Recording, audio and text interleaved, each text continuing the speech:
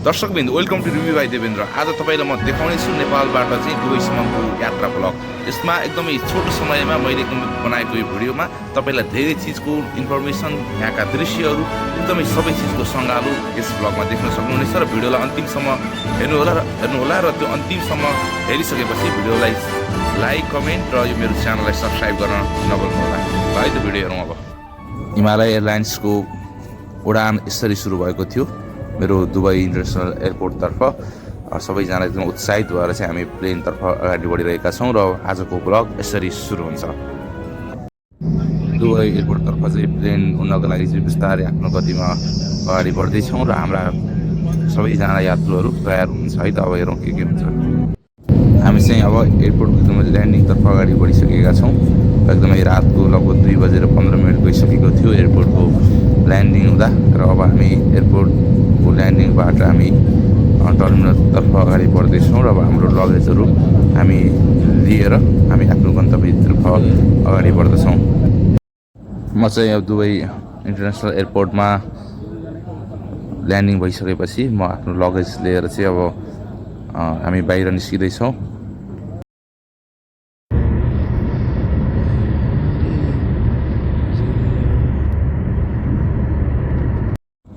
अब हामी चाहिँ भोलिपल्ट चाहिँ उठेर हामी अब यता अबुधाबीतर्फ जाँदैछौँ। अबुधाबीमा एकदमै रमाइलो हाम्रो आफ्नै गाडी छ। हामी विवेक दाई, हामी एकजना मसँग नेपालको दाई र हाम्रो बङ्गलादेशी ड्राइभरको साथमा हामी चाहिँ अबुधाबीतर्फ जाँदैछौँ।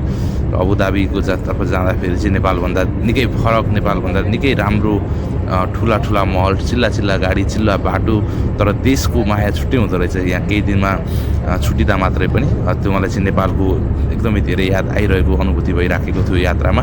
र यो यात्रामा मैले मेरो देश कहिले यस्तो हुनसक्छ, हामीले चाहिँ कहिले यस्तो बनाउन सक्छौँ भन्ने चिजमा पनि धेरै मनमा यस्ता प्रश्नहरू उठिरहेका थिए जब यी बाटोहरू 120-40 का स्पिडमा चाहिँ यी गाडीका हिँड्ने रोडहरू नेपालमा कहिले बन्ला भन्ने एउटा चाहिँ कौतुकता आम नेपालीलाई परिरहेको छ होला भन्ने मैले अनुभूति गरिरहेको छु।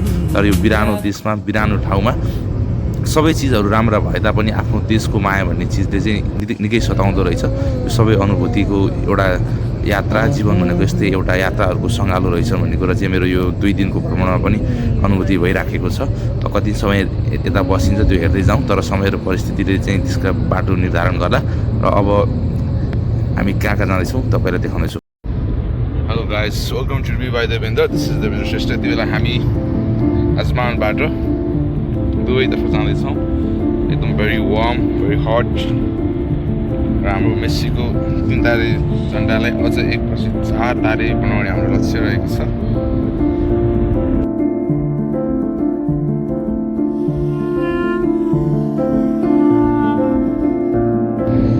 यस्तै बाटोहरू, यस्तै राम्रा ठाउँहरू होइन, मनको आँखालाई चाहिँ लोभ्याउने चिजहरू चाहिँ धेरै छन्। यस्तो चिजमा अब हिँडिरहेको छौँ यस्तो गतिमा होइन, एकदम मजा आइरहेको छ। 2-4 दिन सुरुमा सबैलाई मजै आउँछ होला। एकचोटि घुम्नुपर्ने ठाउँ त पक्कै पनि हो। एउटा नयाँ देश, नयाँ परिवेश।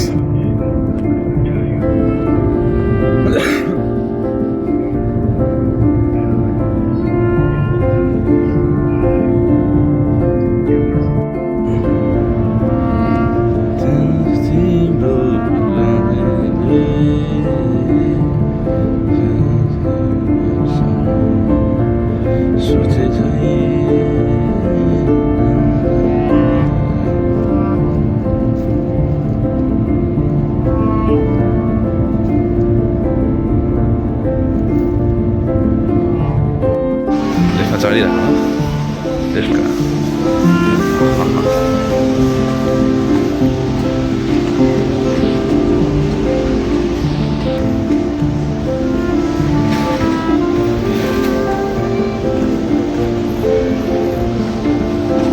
खासै महँगो त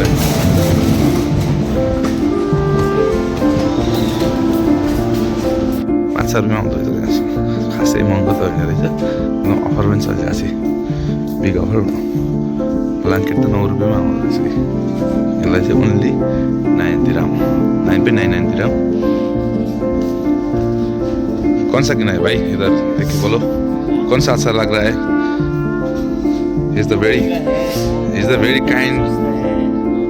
very kind boy from Bangladesh. बहुत गाड़ी बहुत अच्छी चला था ये रॉकेट की स्पीड में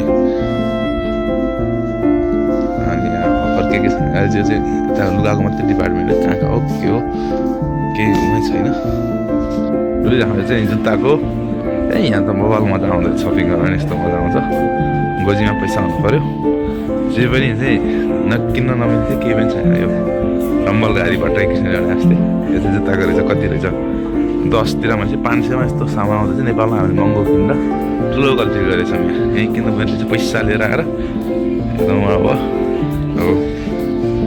एकजना अर्जेन्टिनी फ्यानलाई नै मैले भेटिसकेको छु I have met one Argentine fan who is really supporting Argentina अब हामी त फेरि अर्को चाहिँ मुनिबाट ट्याक्क लगाएर यस्तो यस्तो हुँदैछ अलिकति डर लाग्दो रहेछ सामानको मूल्य एकदम उहाँ छ मजाले घुम्नको लागि सामान किन्नको लागि एकदमै राम्रो छ अर्जेन्टिनी फ्यानहरू ट्याक्क उहाँ छ वर्ल्ड कप अब आज ब्राजिलले जितिहाल्यो अब आज अर्जेन्टिनाको म्याच छ यस तो very looking very good film त ट्याक्क यस्तो देखिने हो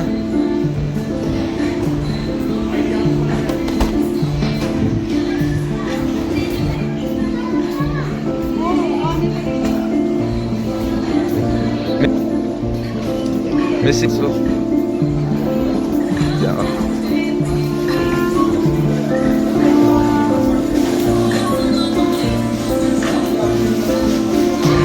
Yes. The vegetables and the kaju kismis. Soybean नहीं मिलेगा क्या? 6 में मिलेगा सोयाबिन अब जर हामीलाई चाहिँ चाहिएको थियो होइन बाहिरको थिएन हामीलाई चाहिँ सोयाबिन चाहिएको थियो बेला सोयाबिन होइन मेसी फ्यानले नै मलाई हेरिरहेको छ बेला मलाई अब चाहिँ हामी सपिङ गरिसकेपछि अब हामी शारजाबाट वासस्थानतर्फ जाँदैछौँ चिल्लो सडक चिल्लो गाडी ठुला ठुला मलहरू भन्दा पनि यहाँको गर्मी होइन यहाँ कसैको अझै विश्वका धेरै देशका मान्छेहरूसँगको एउटा कल्चरल एक्सचेन्जदेखि लिएर त्यति कुराहरूले गर्दा पनि देश समृद्ध भएको छ जस्तो लाग्छ र हाम्रो नेपाल पनि अब यस्तो कसरी बनाउने हो यस विषयमा पनि धेरै साथीहरूले गम्भीर ध्यान सुन्नुहोस्